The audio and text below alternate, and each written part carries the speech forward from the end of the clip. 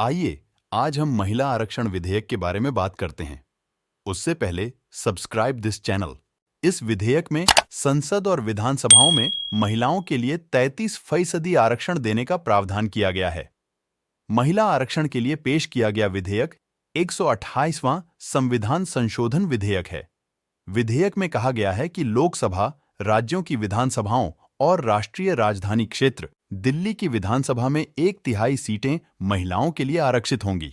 इसका मतलब यह हुआ कि लोकसभा की 583 सीटों में से 181 सीटें महिलाओं के लिए आरक्षित होंगी। पुदुचेरी जैसे केंद्र शासित प्रदेशों की विधानसभाओं में महिलाओं के लिए सीटें आरक्षित नहीं की गई हैं। लोकसभा और राज्यों की विधानसभाओं में अनुसूचित जाति एससी और अनुसूचित जनजाति एसटी के लिए सीटें आरक्षित हैं। इन आरक्षित सीटों में से 1/3 सीटें अब महिलाओं के लिए आरक्षित की जाएंगी। इस समय लोकसभा की 131 सीटें एससी एसटी के लिए आरक्षित हैं। महिला आरक्षण विधेयक के कानून बन जाने के बाद इनमें से 43 सीटें महिलाओं के लिए आरक्षित होंगी। इन 43 सीटों को सदन में महिलाओं के लिए आरक्षित कुल सीटों के एक हिस्से के रूप में गिना जाएगा।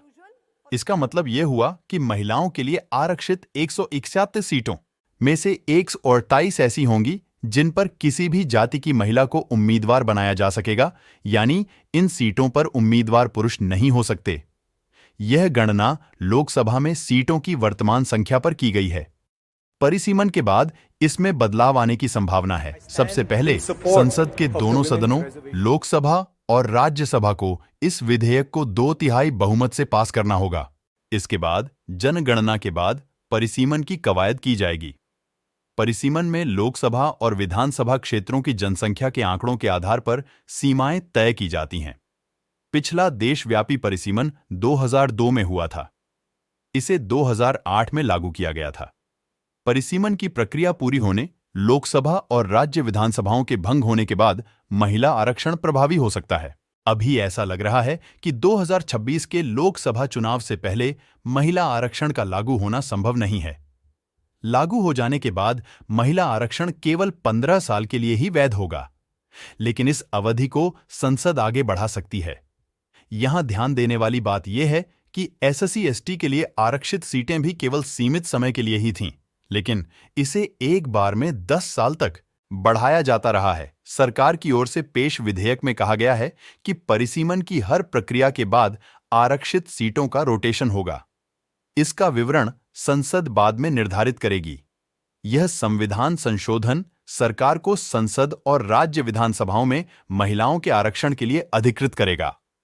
सीटों के रोटेशन और परिसीमन को निर्धारित करने के लिए अलग एक कानून और अधिसूचना की जरूरत होगी। स्थानीय निकायों जैसे पंचायत और नगर पालिकाओं में भी 1/3 सीटें महिलाओं के लिए आरक्षित हैं। इनमें हर चुनाव में सीटों का आरक्षण बदलता रहता है, यानी रोटेशन होता है। अनुसूचित जाति के लिए सीटें किसी निर्वाचन क्षेत्र में उनकी आबादी के अनुपात में आरक्षित की जाती हैं। अभी यह साफ नहीं हुआ है कि लद्दाख, पुडुचेरी और चंडीगढ़ जैसे केंद्र शासित राज्य, जहां लोकसभा की केवल 1-1 सीटें हैं, वहां सीटें कैसे आरक्षित की जाएंगी। उत्तर पूर्व के कुछ राज्यों जैसे मणिपुर और त्रिपुरा में 2-2 सीटें हैं, जबकि नागालैंड में लोकसभा की 1 ही सीट है। हालांकि पिछले महिला आरक्षण विधेयक में इस मामले को निपटा गया था। साल 2010 में राज्यसभा की ओर से पारित किए गए विधेयक में कहा गया था कि जिन राज्यों या केंद्र शासित प्रदेशों में केवल 1 सीट है, वहां एक लोकसभा चुनाव में वह सीट महिलाओं के लिए आरक्षित होगी और अगले 2 चुनाव में वह सीट आरक्षित नहीं होगी।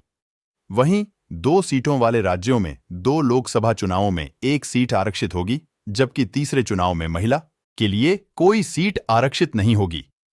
कियमी लोकसभा में 82 महिलाएं चुनकर आई हैं। उनका प्रतिनिधित्व करीब 15% है। वहीं देश के 19 राज्यों की विधानसभाओं में महिलाओं का प्रतिनिधित्व 10% से कम है। संयुक्त राष्ट्र के अनुसार दुनिया भर की संसदों में महिलाओं का औसत प्रतिनिधित्व 26.5% है। आशा है आपको यह टॉपिक समझ में आ गया होगा।